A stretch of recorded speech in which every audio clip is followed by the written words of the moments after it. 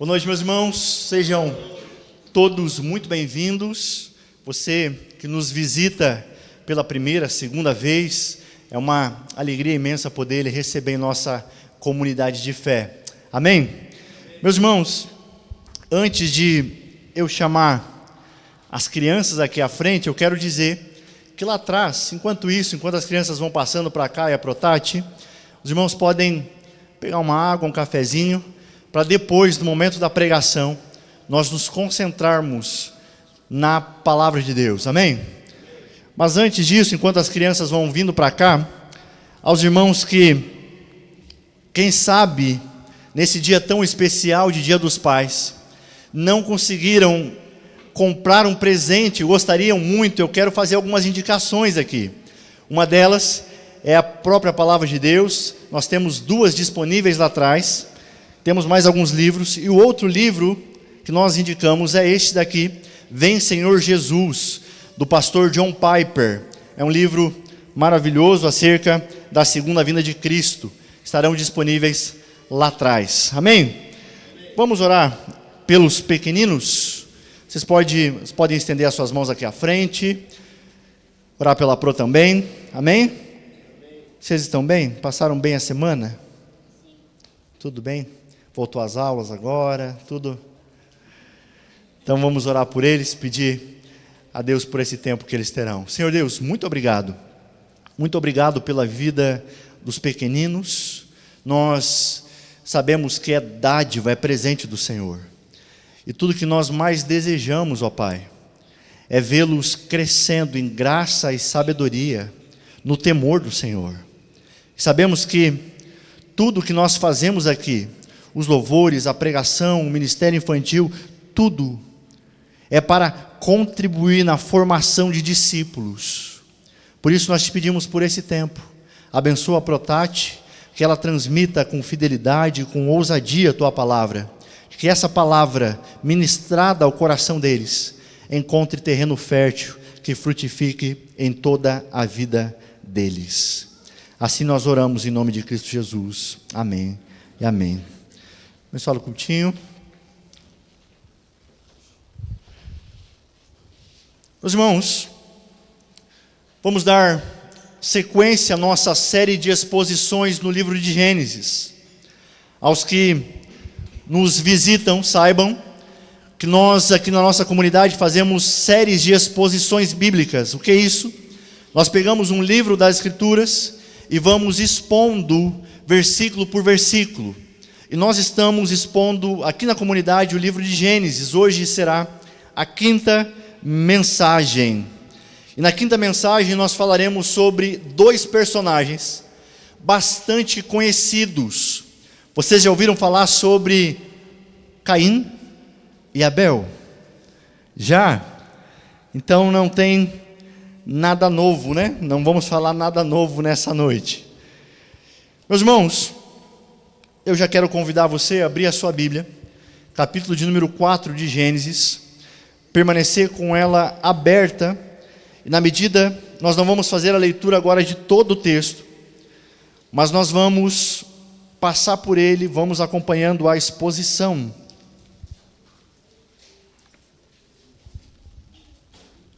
Os irmãos encontraram? Não está muito difícil, não é mesmo? Primeiro livro da Bíblia, capítulo de número 4.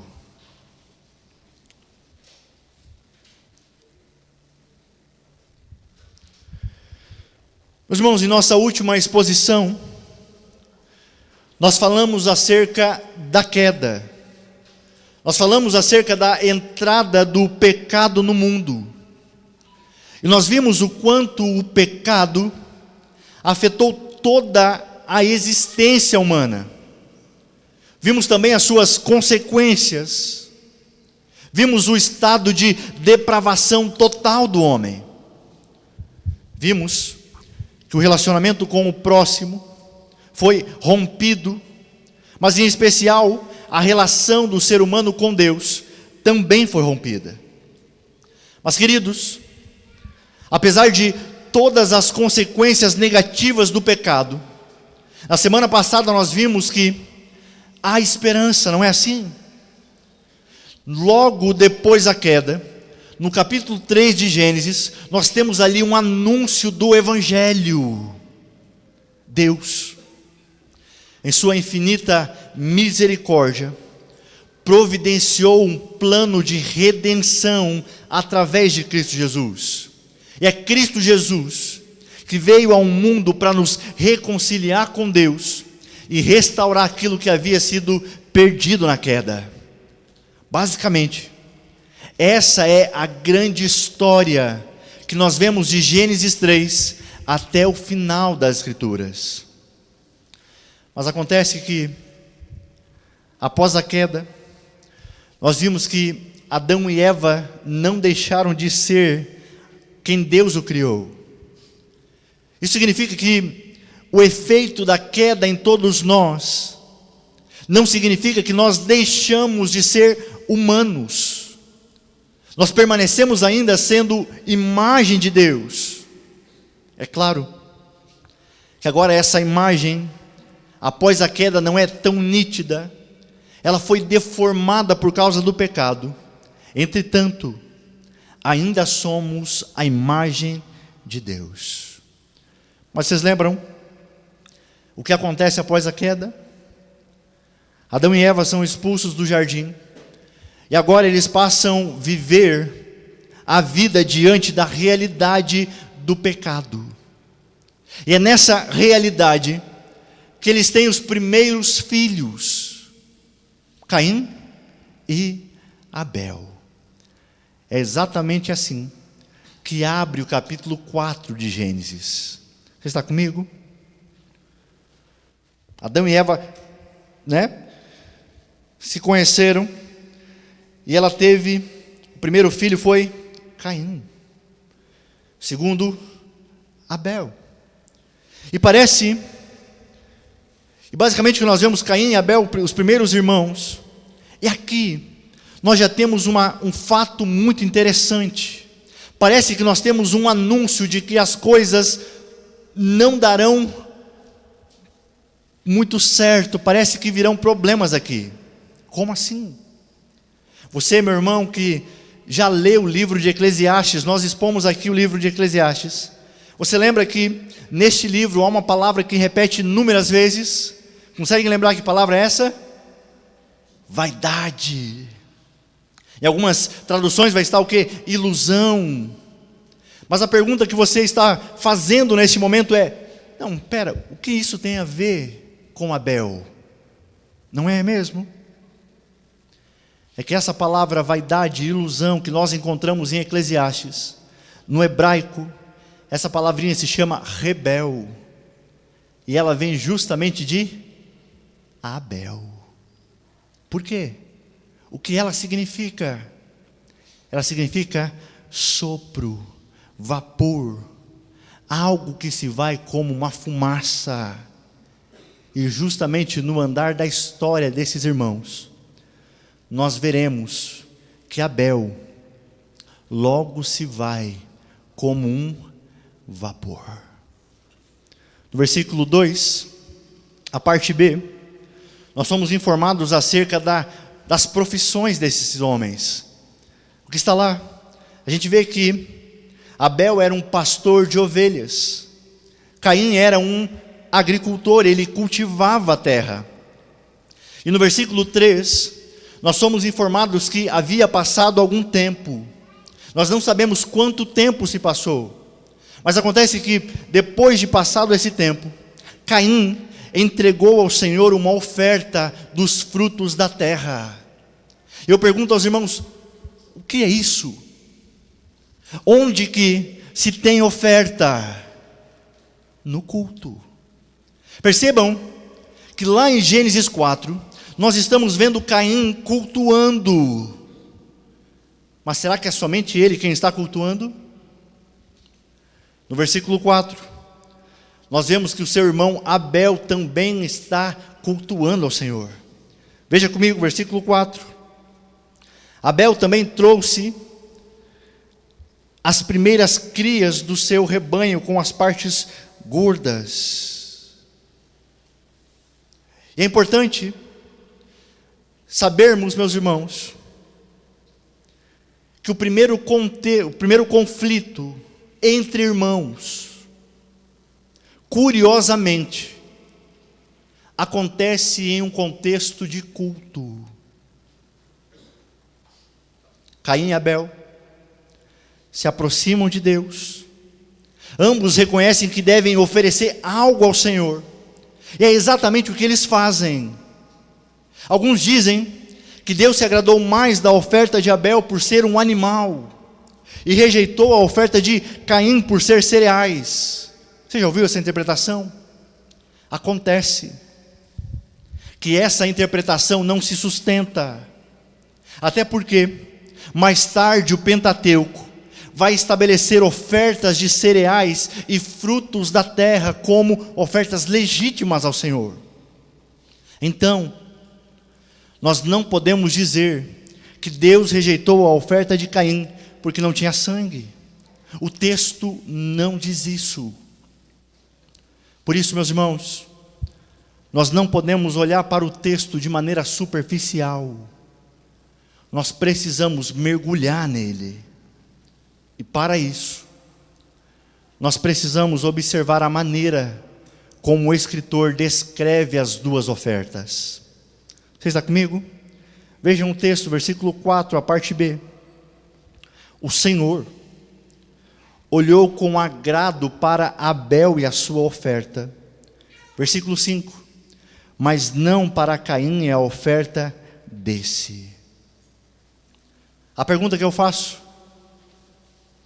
o que Deus se agrada e o que Ele rejeita? São as ofertas? Percebam que Ele não olha primeiro para a oferta e depois para o homem, mas Deus olha para o homem e depois para a oferta. Perceba que a questão principal não é a oferta, a questão principal é o adorador. Embora o texto não nos mostre perfeitamente isso, nós precisamos lembrar que a Bíblia se interpreta com o quê? Com a Bíblia.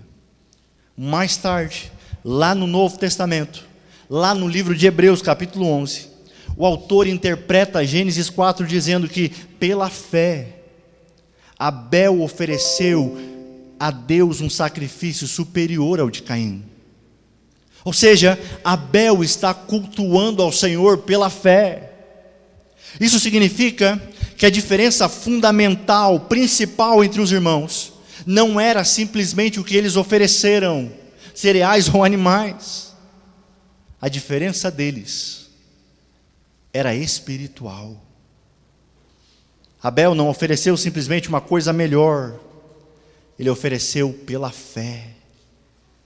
E Hebreus continua dizendo que por meio dessa fé, Abel é reconhecido como justo. Consegue fazer algumas ligações? Está ficando claro que o culto verdadeiro nasce de um relacionamento correto com Deus. E é isso que faz toda a diferença. É exatamente essa diferença que nós veremos na história de Caim e Abel. E esse relacionamento com Deus é manifesto na maneira como nós adoramos a Ele. É manifesto na maneira como nós o cultuamos. Ok, mas de que maneira? Veja a diferença, agora sim, na oferta em que eles apresentam a Deus. Percebam que a diferença não está na quantidade, nem no tipo de oferta. Mas no versículo 4, nós somos informados que Abel trouxe as primeiras crias do seu rebanho. Ou seja, o que o autor do texto sagrado está nos mostrando é que Abel priorizava o culto a Deus. Abel priorizava a adoração. Abel priorizava servir ao Senhor com excelência e devoção. Notem que Abel não entrega aquilo que sobrou a Deus. Ele oferece as primícias. O primeiro em que ele pensa é Deus. Percebam.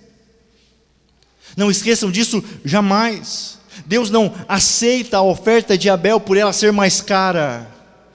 Deus a recebe por causa da disposição do seu coração. Mas é de Caim. Vejam que Caim não é um ateu. Ele também decide ofertar, cultuar ao Senhor. Percebam que ele é alguém que participa do culto. Ele é alguém que traz ofertas. Mas a sua religião, isso que é apenas, não é acompanhada de uma fé verdadeira. Alguma diferença com os dias em que vivemos? Eu creio que não. Isso é algo tão atual. O que o autor de Gênesis está nos mostrando é que é possível estar no culto sem verdadeiramente cultuar ao Senhor. É possível entregar ofertas e não entregar o coração a Ele. Você sabe o que acontece depois deste culto? Caim é tomado pela ira. E vejam que eles são irmãos. E eles estão cultuando o mesmo Deus. Mas Caim não está muito interessado em tratar as motivações do seu coração. Então no versículo 5 nós começamos a ver o coração de Caim sendo exposto. Deus rejeita a sua oferta. Mas Caim, ao invés de responder com humildade e arrependimento, ele se ira. E a sua ira rapidamente se transforma em ressentimento contra o seu irmão. Mas o nosso Deus é um Deus gracioso, misericordioso, não é assim? O que Deus faz? Deus chama Caim e pergunta a ele: por que você está furioso, Caim? Por que se transformou o seu rosto? Versículos 6 e 7. Consegue fazer uma ligação com Gênesis 3? Percebam que Deus está sempre indo ao encontro do homem. Em Gênesis 3, após a queda, o Senhor vai até Adão e pergunta: onde você está? Agora, outra vez Deus vai até Caim e pergunta: por que você está furioso? Eu pergunto, será que Deus precisa dessas informações? É claro que não. Mas Ele está levando Caim a confrontar o seu próprio coração. E Deus ainda diz a ele: Caim, olha, se você fizer o bem, será que não vai ser aceito? O que é isso? É graça. Deus está sendo misericordioso com Caim. Deus está o advertindo antes que o pecado domine completamente o seu coração. Então Deus faz um alerta a Caim. E diz no versículo 7, mas se você não fizer o bem, saiba que o pecado ameaça a porta. Ele deseja conquistá-lo. Cabe a você dominá-lo. Percebam como o pecado é apresentado aqui. O pecado é apresentado como uma força, como alguém que está à espreita, à porta, esperando. É como se alguém tocasse a campainha, você fosse ver, tinha lá um gatinho, mas era na verdade um leão disfarçado. É um leão pronto para atacar. Assim é o pecado. E o pecado quer dominar Caim. Mas ele não está nem um pouco preocupado. Ele prefere alimentar a sua ira. Então, Caim planeja contra o seu próprio irmão. Pensem comigo. Família. Um lugar que deveria ser um lugar de amor, de cuidado, se torna após a queda um lugar de inveja e morte. Percebam que Caim premedita o crime. Vejam comigo o versículo 8. Caim disse a seu irmão: vamos para o campo. Os advogados que estão aí, seria um crime, seria o quê? Um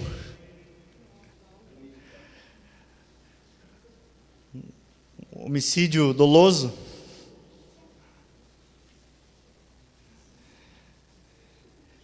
Vamos ao campo.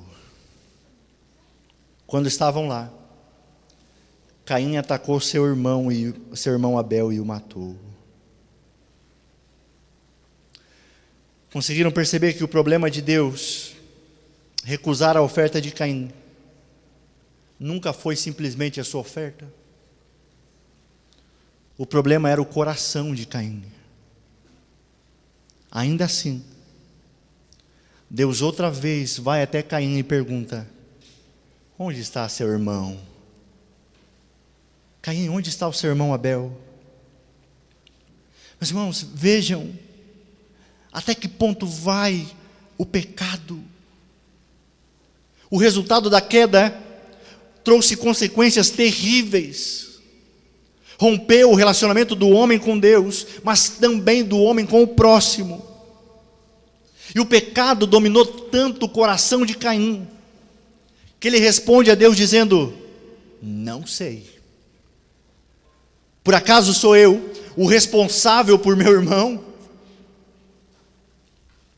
A resposta correta seria sim. Ele era responsável por seu irmão, no sentido de amá-lo, protegê-lo e não de lhe fazer um mal. Mas a sua pergunta revela a lógica do pecado. E a lógica é: por que eu deveria me importar com o outro? Essa é a lógica do pecado. Por que eu devo me importar com o outro? O pecado costuma destruir relacionamentos, porque ele faz com que o coração incline sempre para si mesmo. Então passa a ver o outro sempre como um concorrente, como um rival. Perceba que esse é o trabalho do pecado. Ele que sempre quer nos distanciar de Deus, mas também ele quer nos distanciar do outro. Não é assim? Não é os efeitos do pecado?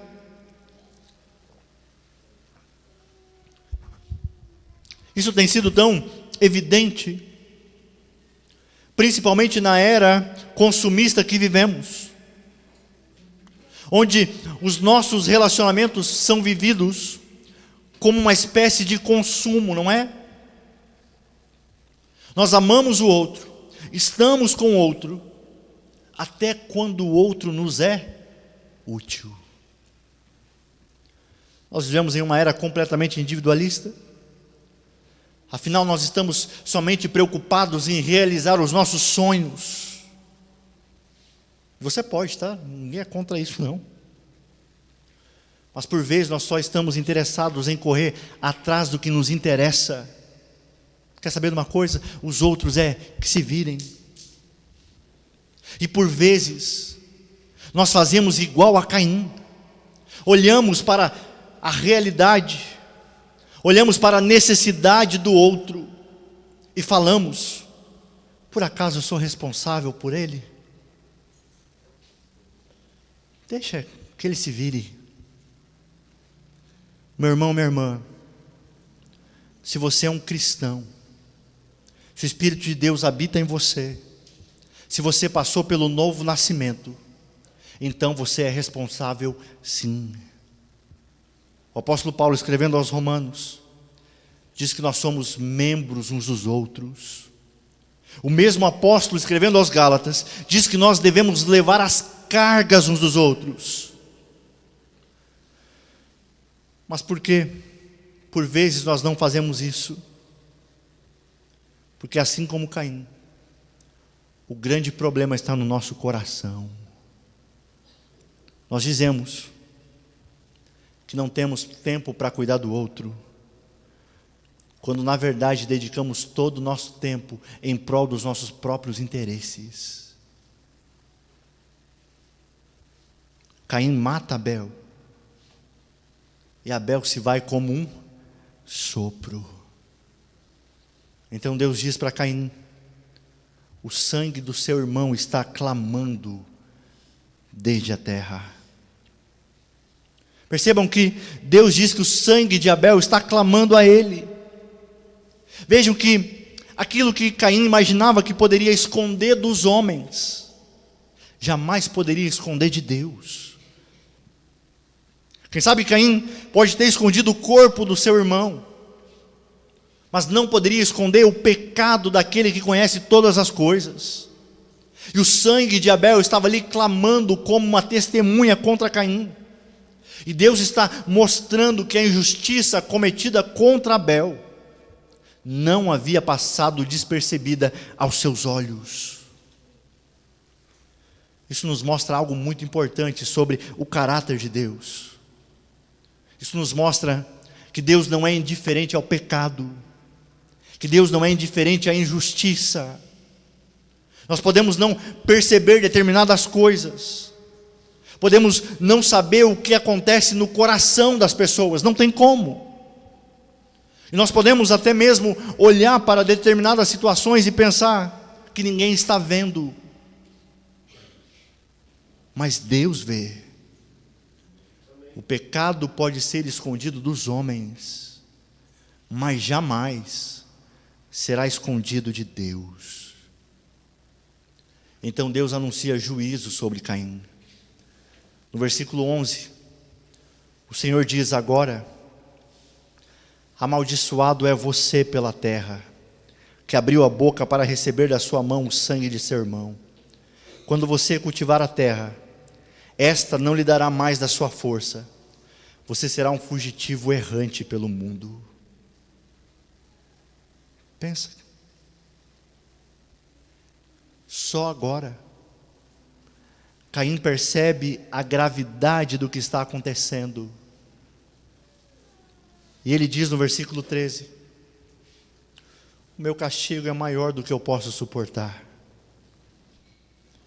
Agora sim, ele entende que está debaixo do juízo de Deus, e começa a temer que qualquer pessoa possa o encontrar e o matar. E é justamente aqui que nós encontramos algo que precisamos fazer uma anotação para isso. Porque mesmo no dia, no meio do juízo, mesmo Deus declarando juízo sobre Caim, existe uma manifestação da misericórdia de Deus. O Senhor poderia simplesmente entregar Caim à morte, mas não é isso que acontece. Deus estabelece uma proteção sobre ele, para que ninguém o mate. Deus coloca uma marca sobre ele. É claro que isso não significa que Deus esteja aprovando o pecado de Caim, nem esteja dizendo que aquilo que ele fez não era grave. Caim continua debaixo do juízo de Deus, ele continua sendo um fugitivo, ele continua experimentando as consequências do seu próprio pecado, mas ao mesmo tempo, Deus não permite que ele seja morto. Mesmo em meio ao juízo, Deus demonstra a sua misericórdia. Isso é importante, meus irmãos, porque nós precisamos aprender a enxergar o caráter de Deus corretamente. Normalmente nós olhamos para o caráter, para os atributos de Deus e pensamos: Deus é amor aqui, mas Deus é justiça aqui. Não. Os seus atributos estão todos nivelados.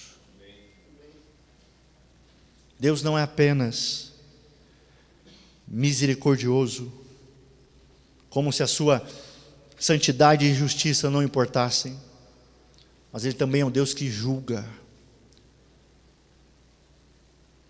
Ele é o grande juiz. O mesmo Deus, meus irmãos, que ouve o sangue de Abel clamando, julga Caim, mas também preserva a vida de Caim. Percebam que a justiça de Deus e a sua misericórdia não estão em contradição. Mas se nós encerrássemos aqui a história, se você pudesse resumir essa história, como você faria isso? O que você diria? Triste, não é mesmo? Caim agora, diz o versículo 16, que ele retirou-se da presença do Senhor.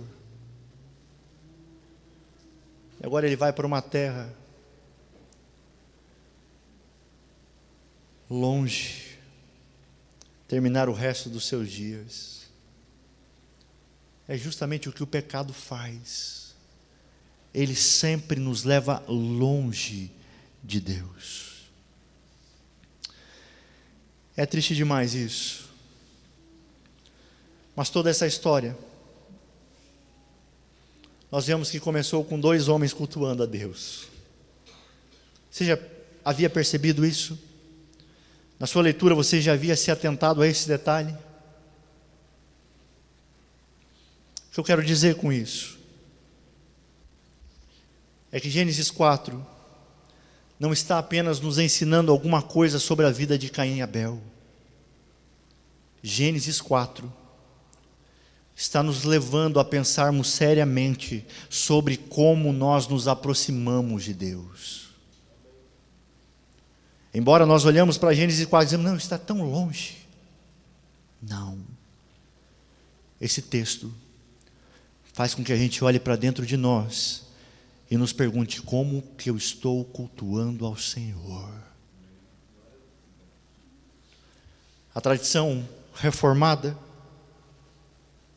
da qual nós fazemos parte, sempre levou muito a sério o culto. Os reformadores, especialmente o reformador de Genebra, João Calvino, eles entenderam que Deus não nos deixou livres para inventarmos a maneira pela qual devemos adorar a Deus. Por quê? Porque o culto não pertence ao homem, mas ele pertence a Deus. E se pertence a Deus, então não somos nós quem determinamos como ele deve ser adorado, mas é o próprio Deus quem estabelece por meio da sua palavra como que ele deseja ser cultuado. É isso que posteriormente ficará conhecido na tradição reformada como o princípio regulador do culto. Em termos simples, significa que no culto público, como estamos aqui, nós não podemos simplesmente introduzir aquilo que achamos interessante, aquilo que parece funcionar, aquilo que emociona as pessoas, ou aquilo que a cultura considera como importante. Quando pensamos em culto, a pergunta que fazemos não é: se fazermos isso vai funcionar? Será que as pessoas vão gostar? A pergunta que nós fazemos é: Deus ordenou isso em sua palavra? E isso é extremamente importante em uma época como a nossa. Por quê, meus irmãos? Porque nós vivemos em uma cultura que constantemente pergunta: o que você quer? Não é assim? Como que você é tratado? Como um consumidor. O que você quer? O que você gosta? O que funciona para você? O que faz você se sentir bem? Se não tivermos cuidado, levaremos essa mesma lógica para dentro da igreja e começaremos a pensar que o culto deve ser organizado em torno das nossas preferências, dos nossos sentimentos, das nossas experiências e daquilo que queremos receber. Por isso, meu irmão, minha irmã, sempre ao chegarmos ao culto, nós não podemos vir com a intenção, com a motivação de queremos ser agradados. Nós devemos nos perguntar: como Deus deseja ser adorado?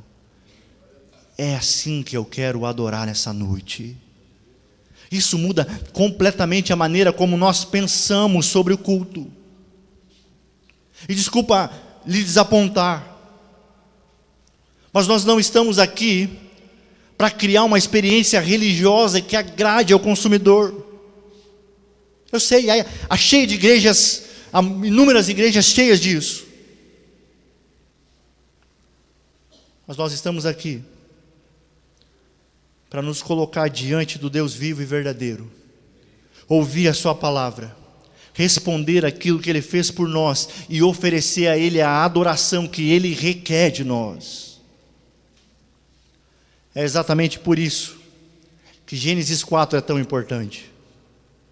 Porque aqui, logo no início da história humana, depois da queda, nós já encontramos Deus fazendo distinção entre uma adoração que Ele recebe e uma adoração que Ele rejeita.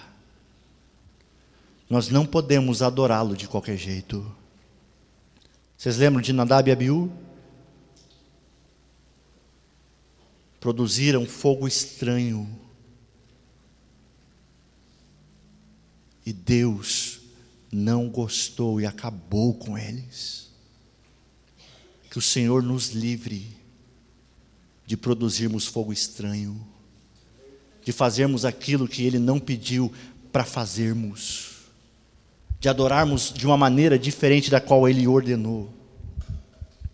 Mas percebam que Caim não pode simplesmente dizer, mas eu trouxe uma oferta, eu fiz alguma coisa para Deus. Abel também havia trazido uma oferta. A questão não é simplesmente se alguma coisa foi colocada diante do Senhor.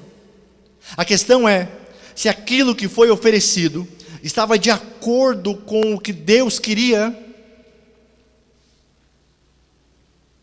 O seu culto procede de um coração que se aproxima dele pela fé. A verdade bíblica é que há um jeito certo e um jeito errado de fazer as coisas. Nesse caso, há um culto aceitável e um culto desprezível aos olhos de Deus. Eu não quero ser duro, não, de forma alguma. Mas entendam, Deus não aceita qualquer culto como muitas pessoas acreditam. Deus aceitou a oferta de Abel. Por quê? Porque Abel fez pela fé. Porque Abel fez com devoção, com piedade. Mas isso nos leva a uma segunda questão que também é muito importante. O relacionamento correto com Deus nos levará a termos um relacionamento correto com o próximo. Meus irmãos, saibam que a maneira como você se relaciona com Deus vai aparecer na maneira como você se relaciona com as outras pessoas. Eu sei que costumamos olhar para Caim com um olhar de superioridade, não é assim? Eu jamais faria isso. Mas pode ser que exista em nosso coração a mesma raiz que estava no coração dele. Nós talvez não matemos o nosso irmão, mas podemos invejá-lo. Podemos olhar para aquilo que Deus concedeu a ele e desejar que fosse nosso. Percebam que aqui a família se tornou um lugar de inveja. Talvez esse seja o sentimento do seu coração. E você pensa, olha, eu não consigo me alegrar com aquilo que Deus está fazendo na vida do outro, porque eu queria que aquilo estivesse acontecendo comigo. Percebam como isso é diferente da maneira como o Evangelho nos ensina a viver. O cristão não precisa enxergar o outro como um concorrente. Se Deus abençoa o meu irmão, eu posso me alegrar com ele. Se Deus concede um dom ao meu irmão, eu posso agradecer a Deus por aquilo. Mas o pecado faz exatamente o contrário. O pecado transforma pessoas que deveriam ser companheiras em concorrentes, em rivais. E quando nós permitimos que isso cresça, começamos a agir de maneiras que talvez não pareçam ser tão graves no começo, mas que no fim revelam a mesma lógica do pecado de Caim. Começamos a falar dos outros pelas costas, começamos a contar uma história sobre alguém, não porque queremos ajudá-lo, mas porque queremos diminuir a imagem daquela pessoa diante dos outros. Começamos a interpretar as atitudes do outro sempre da pior maneira possível, como se nós soubéssemos as motivações do coração do outro. Começamos a enxergar defeitos onde antes víamos virtudes. E muitas vezes nós fazemos isso, tentando justificar o nosso comportamento, dizendo, não, eu estou apenas comentando. É para orar pelo fulano. Quando na realidade, estamos alimentando uma disposição pecaminosa contra o nosso irmão. Por vezes, não matamos os nossos irmãos, mas a gente usa outros meios, igualmente terríveis. A fofoca, por exemplo, é uma maneira muito cruel de atacar alguém, sem precisar estar à frente dele. A pessoa não está ali para se defender, mas a sua reputação está sendo colocada nas nossas mãos. E nós decidimos o que faremos com ela. Por isso nós precisamos ter muito cuidado com aquilo que falamos sobre os outros. Ele é a imagem de Deus. É por isso que o pecado destrói relacionamentos. Só então, quando o Evangelho realmente alcança o nosso coração, é que então ele começa a transformar a maneira como nós enxergamos o próximo. Mas eu sei, por exemplo, que a igreja não é um lugar onde pessoas perfeitas se reúnem. Se você procura isso, meu irmão, por favor, não permaneça, porque essa igreja vai decepcionar você.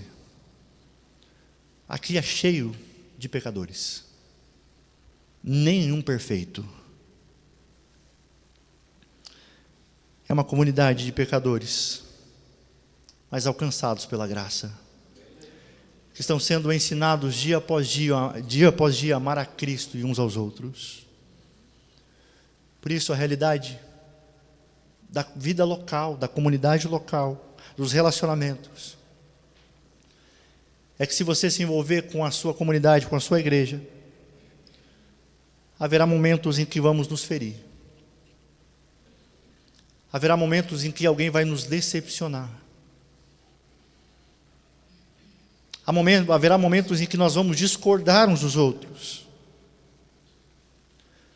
Haverá momentos em que veremos Deus fazendo algo na vida de alguém.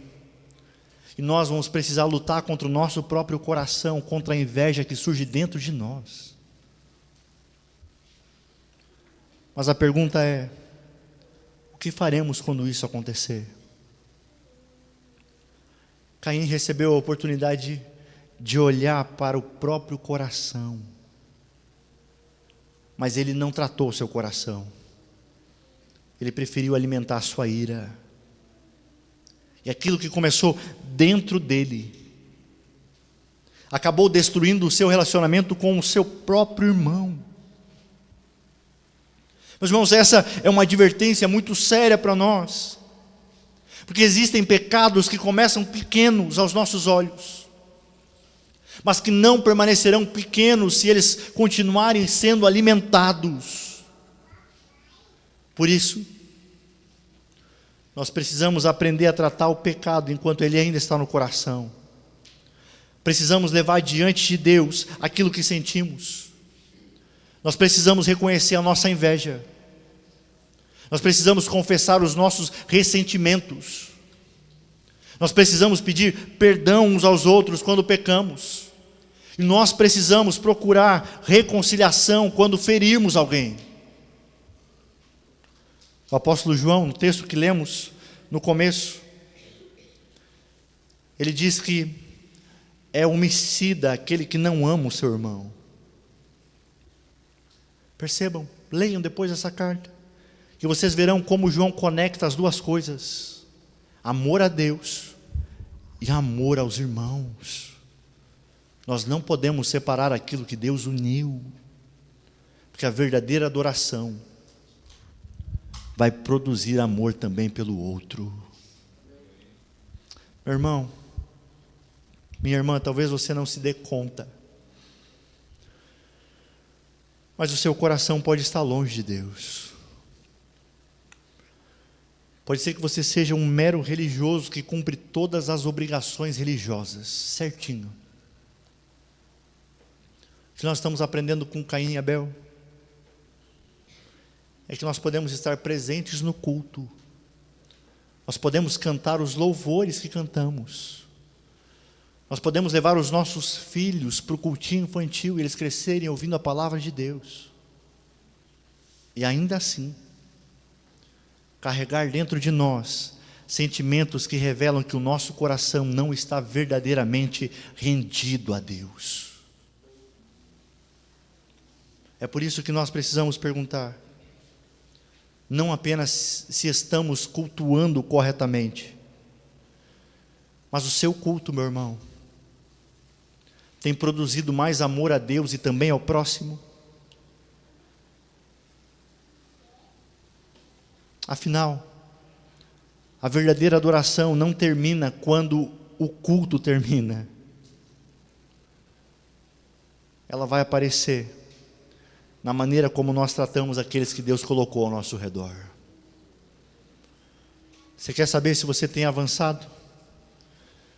Você quer saber como está o seu culto perante o Senhor, o seu coração, a sua adoração?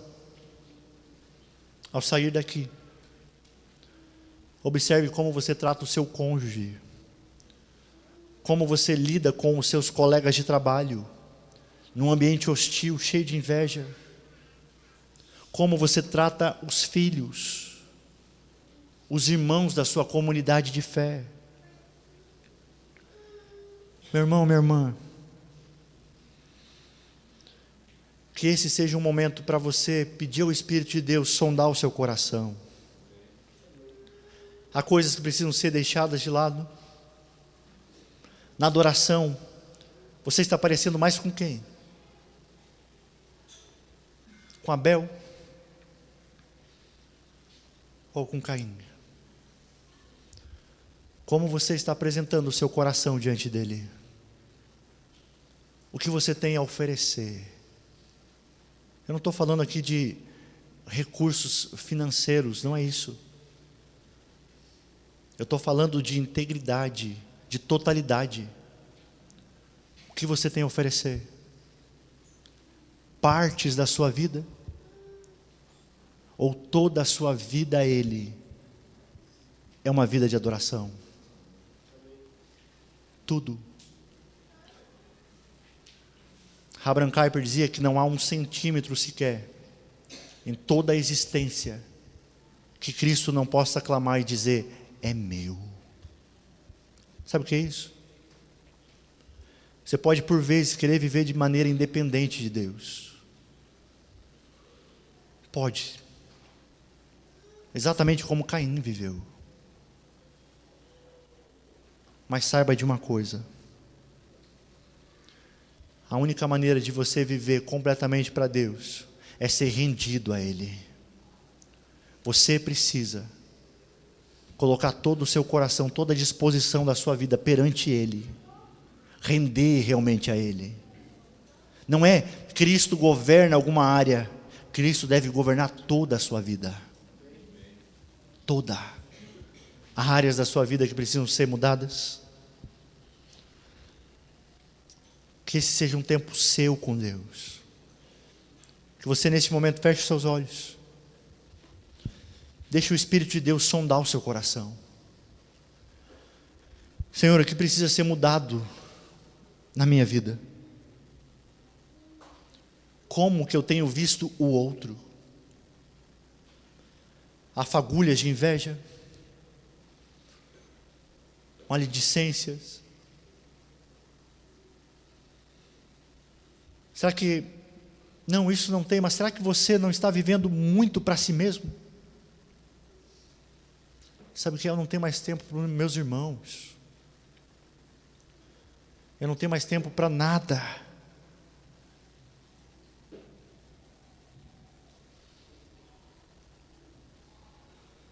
Observe. Faça um exame da sua agenda. Pode ser que há coisas que precisam ser mudadas lá.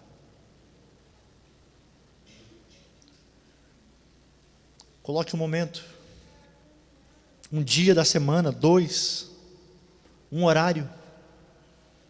Como que eu posso servir melhor o meu irmão? De maneira intencional. Eu não vi o irmão hoje na igreja. Será que é possível mandar uma mensagem para ele amanhã? Está tudo bem?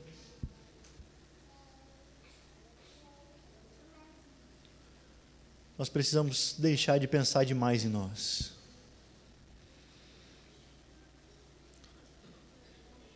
Nós precisamos viver mais em favor uns dos outros. Mas eu sei que é difícil por causa da rebelião do nosso coração. E se tem uma coisa que a gente sabe bem, é dar desculpa, não é? Eu não tenho mais tempo para o outro. Estou preocupado demais em juntar dinheiro, alavancar profissionalmente, nos estudos, e isso é bom, não é ruim não. Mas quando você foi unido a Cristo, Ele lhe deu uma família, ao qual você é membro uns dos outros. E essa família não funciona direito sem você. Senhor Deus, sonda realmente o nosso coração. Mostra as áreas da nossa vida que precisam ser mudadas, trabalhadas. Senhor, não deixe o nosso coração endurecido em relação ao nosso pecado. Mas coloca diante de nós humildade em reconhecer que pecamos contra o Senhor, que pecamos contra os nossos irmãos, e nos ensina o caminho da reconciliação, o caminho que o Senhor veio até nós e nos reconciliou. Nós queremos também, se houver pecados entre irmãos, queremos que haja também reconciliação, para que vivamos unidos em amor, para a glória do Teu nome, como a embaixada do reino de Deus nessa cidade, neste mundo, para que mais pessoas se rendam a Cristo, que vivamos como sal e luz neste mundo. É o que nós te pedimos em nome de Jesus. Amém e amém. Amém, meus irmãos.